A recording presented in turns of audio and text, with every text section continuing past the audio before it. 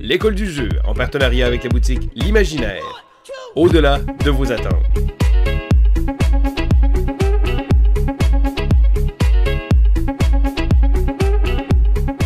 Bonjour et bienvenue à l'école du jeu. Mon nom est Sylvain et aujourd'hui je présente le jeu Healthy Heart Hospital. C'est quoi ça? Eh bien c'est un jeu de la compagnie Victory Point Games. C'est un jeu qui est sorti en 2016, qui est un jeu coopératif de 1 à 5 joueurs d'une durée d'environ 90 minutes. Qu'est-ce qu'on va faire dans Healthy Heart Hospital? Eh bien, on va être les gestionnaires d'un hôpital. On va devoir tenter de bien faire rouler l'hôpital et de s'assurer que les patients se soignent, aillent mieux et restent en vie idéalement. Avec ça, on va devoir gérer notre argent pour pouvoir acquérir du personnel qui va venir nous aider, mais également traiter des patients, acheter des salles d'opération, etc. Donc, à la base, je dirais que c'est un thème qui me plaît beaucoup, le thème hospitalier. Je sais que dernièrement, il y avait le jeu Dice Hospital qui était sorti, que j'avais trouvé bien, mais pas exceptionnel. Donc, justement, l'idée en arrière de ça, c'est le côté gestion qu'on va devoir faire. Mais on va aller voir immédiatement les règles, puis après ça, je vais vous donner mon avis. Voici donc Healthy Heart Hospital. Alors, il faut savoir que le jeu est un jeu coopératif de 1 à 5 joueurs, mais peu importe le nombre de joueurs, on va toujours avoir le même nombre de docteurs qui va être là. Donc, selon les joueurs qui vont être autour de la table, on va se diviser les docteurs. Si jamais on est moins que 5 joueurs et des joueurs qui vont avoir des rôles multiples. Donc, on va choisir 4 docteurs, ici comme ça. On en a beaucoup là, dans une pile à choisir, et on va choisir un administrateur. Donc, le but du jeu va être de pouvoir faire rouler l'hôpital pendant 9 tours. Après ces 9 tours-là, on va déterminer des points de victoire, mais on peut également perdre, parce que si jamais notre cimetière se remplit au complet de pierres tombales, à ce moment-là, on va perdre la partie. Donc, c'est vraiment important, c'est un jeu coopératif et il faut réussir à survivre tout ce temps-là. Donc, on va avoir des cartes d'ambulance ici comme ça, et à chaque tour, il va y en avoir 2 qui vont arriver. Donc, il y en a 18 ici comme ça. Elles sont variables, il y en a plusieurs dans la boîte, mais lorsqu'on commence, on en pige 18. Donc, en gros, qu'est-ce qu'on va faire dans le jeu? Eh bien, on va devoir utiliser nos médecins pour tenter de guérir des patients et générer des points de victoire. Tout ça en faisant attention que les urgences ne débordent pas et que les lits d'hôpitaux soient bien remplis et de garder la condition des patients en ordre, si on veut d'éviter que ça se détériore. Donc, en gros, le concept général du jeu va être joué avec des cubes comme ça. Donc là, j'ai une petite tasse ici, c'est une tasse personnelle, mais le jeu vous invite à prendre n'importe quelle coupe opaque parce que pendant la partie, on va être amené souvent à piger des cubes. Et ça, c'est la base même du jeu.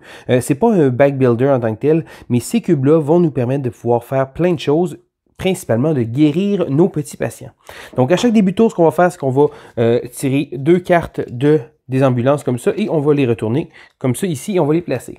Donc là, il va nous mentionner combien de cubes. Et là, les cubes, comme j'expliquais tantôt, ça se trouve être des patients. Donc, ça se trouve être la gravité des patients. Donc, ce que je vais faire, c'est que je vais piger 6 cubes ici, et là, je vais regarder, et je vais les placer tous ensemble, les mêmes couleurs. Donc, ici comme ça, on a un patient ici comme ça, et voilà, le patient bleu, il va là, le patient jaune. Et ensuite, je vais y aller de l'autre côté. Je vais en piger 4, comme ça ici. Et voilà. Donc, il y a des cubes noirs. Et les cubes noirs, ça se trouve être des cubes habituellement qui sont très mauvais. Dans le cas du départ, avec les ambulances, ce qu'on va faire, c'est qu'on va retourner le cube noir et on va piger 2 cubes supplémentaires. Donc, si jamais on pigerait plus de cubes encore comme ça pourrait devenir dangereux. Donc, on va toujours en piger. Donc, on va placer les patients comme ça. Et ça, c'est la première étape du jeu. Ça se trouve être le triage en tant que tel. Les cubes, ça se trouve être un patient. Donc ici, c'est un patient rouge. Et les patients rouges, habituellement, c'est des patients qui vont être en cardiologie, donc qui ont des problèmes cardiaques. Et le nombre de cubes, c'est pas le nombre de patients, c'est la gravité de la maladie du patient. Donc, les patients ici vont avoir un niveau de maladie qui peut aller jusqu'à 4 parce que s'ils tombent à 5, ils vont immédiatement mourir. Et on va perdre des points et perdre du prestige parce qu'on a quand même un hôpital à faire rouler. Ici, les lits d'hôpitaux, c'est la même chose. Donc, encore une fois, leurs valeurs sont de 1 à 4. Et lorsque les choses vont empirer, si jamais ça monte à 5, eh bien, à ce moment-là, notre patient va décéder aussi. Donc, il va falloir réussir à garder le contrôle sur qu'est-ce qui se passe. Au courant de la partie, on va être amené à transférer des patients. Donc, si on transférait des patients de la salle de triage ici pour aller prendre un lit d'hôpital, eh bien, on va pouvoir prendre un marqueur comme ça ici et le placer dans un lit d'hôpital. Donc, ça se trouve, sa condition est pareille, sauf que maintenant, on va pouvoir le guérir. Et là, chaque ward d'hôpital va venir avec un pouvoir spécial qu'on va placer de manière aléatoire en début de partie. Donc celui-ci, Uncure. Donc lorsqu'on va réussir à guérir un patient, on va pouvoir rafraîchir une action administrative.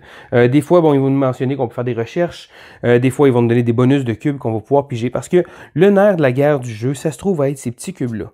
Et ces petits cubes-là sont très très importants parce que c'est ce qui va, comme je disais tantôt, nous permettre de pouvoir guérir ces patients-là. Donc chacun des docteurs va avoir 2 actions. L'administrateur ici a une action de Chief of Staff, donc du patron, et une action administrative. Et le livre, l'arrière du livre de règles est très bien fait, donc on a un aide, et il nous explique clairement qu'est-ce que les tokens peuvent faire comme action, parce qu'il y a 3 types de jetons, et les jetons vont faire différentes choses. Donc au départ, c'est bien d'avoir l'aide de jeu, mais après ça devient assez rapidement, on s'en rappelle. Donc le jeton ici comme ça se trouve être le jeton que tous les docteurs ont. Donc tous les docteurs dans la partie vont en avoir 2. Et habituellement, ce jeton-là va pouvoir servir à faire une des choses principales qui se trouve être de guérir un patient. Et là, pour guérir un patient, donc exemple, je choisirais le docteur Chang ici. Donc, je retourne le jeton pour marquer que j'ai utilisé mon action et je vais tenter de guérir un patient. Donc, admettons que j'essaierai de guérir le patient ici. Donc, un patient à 2 jaunes. Donc, ce que je vais faire, c'est que je vais piger un nombre de cubes. Et là, le ward nous dit, oh, on peut piger 6 cubes ici. Donc, on va piger 6 cubes au hasard dans le petit ça ici, dans le petit cup. On les prend au hasard comme ça. Et là, comme là, je regarderai ici, oh, j'ai 3 cubes jaunes. Et à ça, je soustrairai les cubes noirs. Donc, comme je disais, c'est des cubes qui sont mauvais. Mais dans le cas présent, ici, j'aurais pu guérir mon patient de 3. Donc, les cubes, je vais les placer à côté de l'aire de jeu. Donc, on ne les utilisera pas. Et je vais guérir ce patient-là de 3. Donc, tant mieux, parfait, excellent. J'ai réussi à le guérir en bas de 1. Donc, à ce moment-là, ce que ça va faire, c'est que je vais recevoir de l'argent. Et là, l'argent, ça va être selon la zone qu'on a. Parce qu'en début de partie, on a juste accès aux différentes wards ici, comme ça, qui vont nous donner 2 points de victoire et qui vont nous donner un peu d'argent aussi lorsqu'on va guérir les patients. Mais plus la partie va avancer et plus on va pouvoir acheter des nouvelles salles. Donc, ces salles-là, ça se trouve des salles d'urgence, des salles de recherche. Et ici, comme ça va nous permettre de pouvoir, lorsqu'on va avoir un patient jaune, obligatoirement ici, on va pouvoir tirer 8 cubes cette fois-ci. Ça va nous donner plus de points de victoire. Donc, au courant de la partie, on va être amené à transférer nos patients dans différents lits, à fabriquer différentes zones, différentes expansions de notre hôpital en payant de l'argent. Et l'argent, on va la faire en recevant, justement, en guérissant des patients. Ils vont nous donner de l'argent selon l'endroit où il a été guéri. Donc, plus il est guéri dans une salle spéciale, ça va donner plus de points, ça va donner plus d'argent. Chacun des docteurs a également des pouvoirs. Donc, exemple, je prendrais le docteur Aorta ici. Ici, elle est à la tête de la cardiologie. Donc, elle permet de pouvoir piger 2 cubes supplémentaires. Donc, lorsque je vais utiliser une action avec elle pour pouvoir guérir un patient rouge, eh bien, lorsque je vais tirer les cubes, donc je vais en tirer habituellement, exemple, 6 ici, et je vais pouvoir en tirer 2 de plus. Mais ces 2 plus-là, je vais pouvoir éventuellement aussi choisir et les remettre dans le cas parce que on peut toujours en tout temps regarder dans le cup et c'est très très important. Je dirais que la base même du jeu, parce que le nombre de cubes qu'il va avoir là-dedans d'une couleur, on a plus de chances de réussir à guérir ce patient-là. Parce que si bon le tour avance, au courant du tour, là, je vais tasser quelques petits cubes et là on regarde, exemple, dans le fond, là on se dit, oh parfait, je me dis si je voudrais guérir un patient bleu, les chances sont minces, il y a beaucoup de cubes noirs, c'est peut-être mieux d'aller voir un autre patient.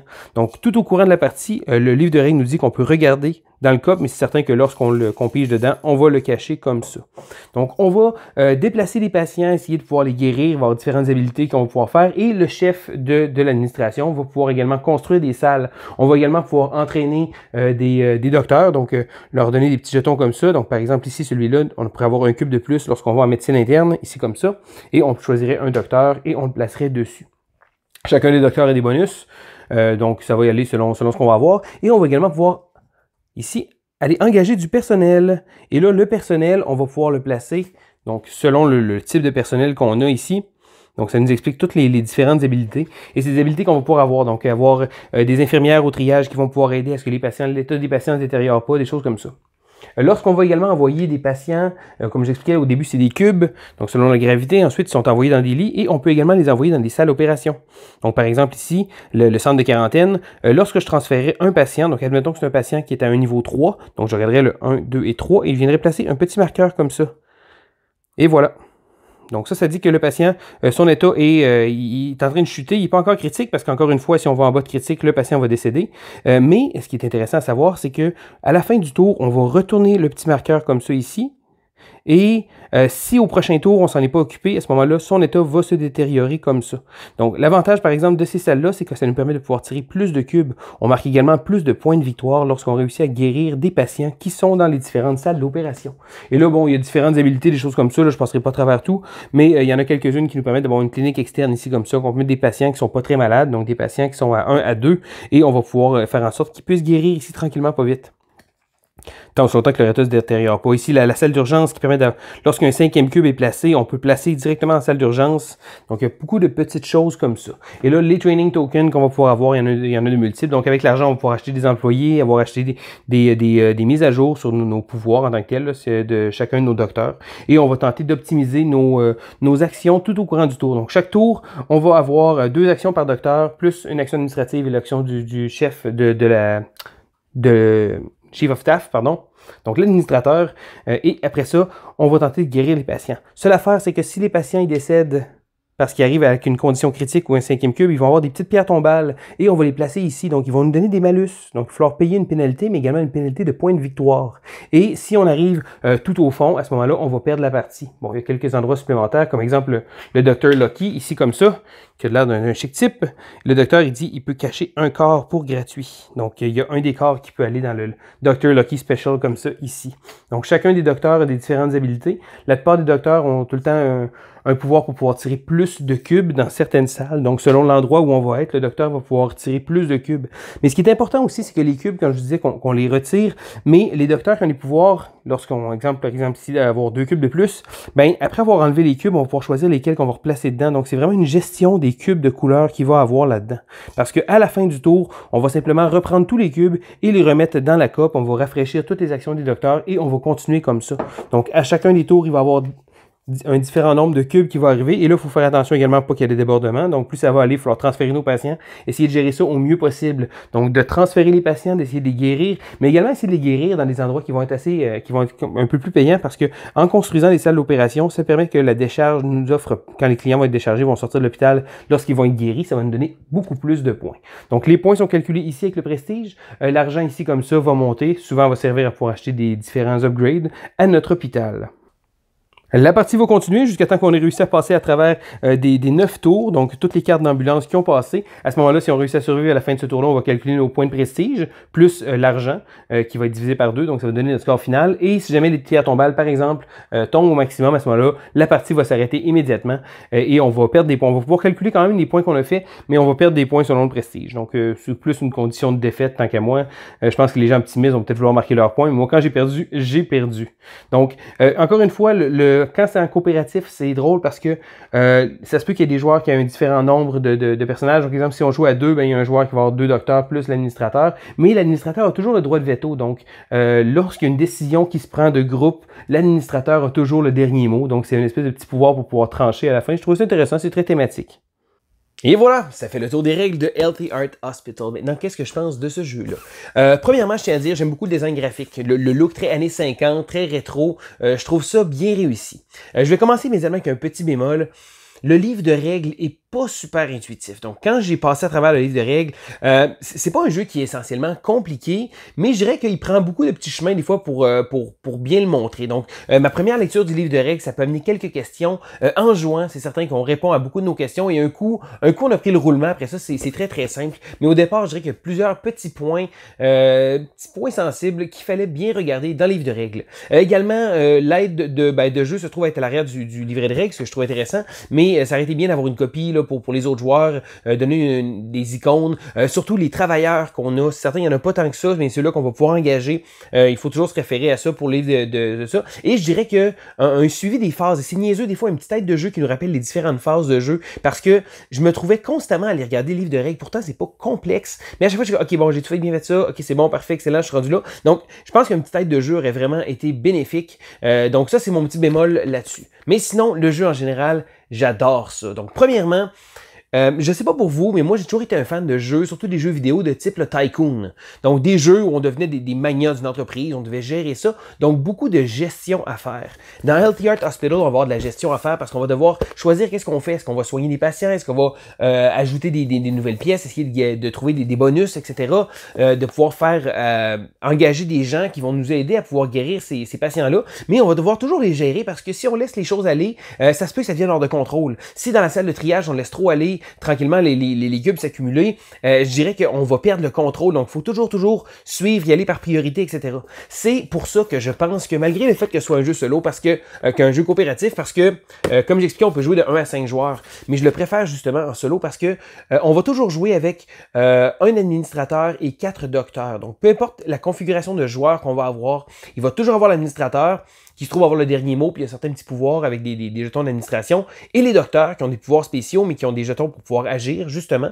Et quand on joue en solo, on contrôle tout le monde, donc ça nous permet d'avoir la main un peu sur tout. Je pense que j'ai vraiment apprécié, justement, pouvoir jouer, si on veut, toutes les facettes, puis pouvoir gérer ça à mon goût. Mais sinon, même à plusieurs joueurs, j'ai déjà joué à 3 joueurs, c'est drôle parce que l'administrateur a toujours le droit de veto final, donc ça garde, c'est un petit côté très thématique, mais ça reste qu'on va devoir travailler ensemble pour justement faire en sorte que les choses ne virent pas hors de contrôle. Donc, de la gestion qu'on a à faire, du micromanagement que j'appelle, c'est quelque chose que j'apprécie beaucoup dans ce jeu-là, puis ça le fait très bien.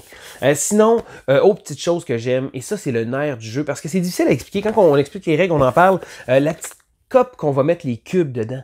Le jeu, essentiellement, est là. Parce que oui, on peut regarder dans le petit cup. Et c'est pas un back builder. Donc, on va placer des choses dans le sac, on va les brasser. Sauf qu'à chaque tour, il va y avoir les petits cubes de couleurs. Et on va en piger un certain nombre selon les ambulances qui vont arriver. Donc, ça va être les patients à traiter. Et là, la gestion de ces cubes-là se trouve être le nerf complet du jeu. Parce que si le cube a été sorti de la coupe, il est plus dedans. Et le jeu nous le dit, on peut regarder à tout moment dans la coupe pour voir quelle couleur il reste. Parce que si les cubes sont sortis, il y en a moins dans notre coupe. Ça veut dire qu'on est peut-être mieux d'essayer de guérir un autre patient. Et la gestion de ces cubes-là va faire en sorte que ce jeu-là devient absolument exceptionnel. C'est une gestion de cubes. On doit gérer les risques qu'on va avoir. Est-ce qu'on risque que notre patient empire? Est-ce qu'on a des chances que notre patient se soigne rapidement avec les cubes qu'on va pouvoir voir là? Et les cubes noirs également qui vont avoir des effets nocifs. Donc l'état de nos patients va pouvoir se détériorer. Donc il va falloir garder le cap parce que si nos patients vont mal, eh bien leur état va justement aller en chutant et on veut surtout pas les envoyer au cimetière. On va perdre des points, on va également perdre de l'argent et c'est toujours triste si on ne réussit pas à les soigner. Donc, je pense que la gestion de cubes qu'on a à faire dans ce jeu-là est vraiment bien réussie. Je trouve que c'est vraiment essentiellement le nerf complet du jeu. On va regarder nos cubes à savoir qu'est-ce qui va se passer avec ça parce que des fois, on va se demander « Hey, ça me faudrait tellement que je puisse guérir un patient jaune, mais il reste pratiquement plus de cubes jaunes dans la petite coupe, donc on a vraiment nos chances sont minces de pouvoir le guérir, on est peut-être mieux de faire d'autres choses, et toute cette gestion-là va faire en sorte que j'apprécie beaucoup le jeu. Un dernier petit bémol, celui-là un petit côté pas négatif, mais quand j'ai joué en solo, les parties durent à peu près 90 minutes. En coopératif, c'est parfait, pas de problème, j'adore ça, c'est le fun parce qu'il y a de l'interaction autour de la table. En solo, je l'aurais peut-être pris un petit peu plus court, peut-être bien un petit quelque chose comme ça, peut-être bien y aller un peu plus court. Je pense que ça aurait quand même pu bien faire. Donc en solo, je pense que je l'aurais peut-être pris un petit peu plus court, peut-être bien 1 ou 2 rounds de moins. Encore une fois, je sais pas comment ça serait balancé avec les points, etc. C'est certain que je pense que ça aurait été un petit quelque chose que j'aurais pris, peut-être une durée un petit peu plus courte en solo. Mais sinon, rien à redire sur ce jeu-là. Healthy Heart Hospital, un jeu qui n'est pas connu et c'est la raison pour laquelle je vous en parle. Des fois, ça fait du bien de parler des titres qui sont un peu moins high profile. Malheureusement, je sais qu'il n'y a pas de distribution francophone pour l'instant de ce jeu-là. Comme j'expliquais, si on regarde les règles, je ne sais pas s'il y a des règles traduites sur Internet, il faudrait regarder parce que je pense qu'il y a une traduction maison qui est faite là-dessus parce qu'au final, sur le plateau de jeu, le texte est très mince. Il n'y a pas tant de texte que ça. C'est vraiment la gestion qu'on va faire, mais les règles demandent quand même une bonne connaissance d'anglais. J'ai aussi entendu dire, pas si longtemps que ça, sur Facebook, il y a quelqu'un qui a répondu qui me disait qu'il y a une extension aussi pour ce jeu-là en print and play. Je suis absolument pas un gars de print and play, mais là, j'avoue que je suis un peu curieux. Je pense que je vais aller jeter un coup d'œil pour voir parce que je trouve que c'est un petit jeu qui est tombé en dessous du radar et qui mérite vraiment la peine d'être vu. Alors c'était Sylvain pour l'école du jeu et on se dit à la prochaine!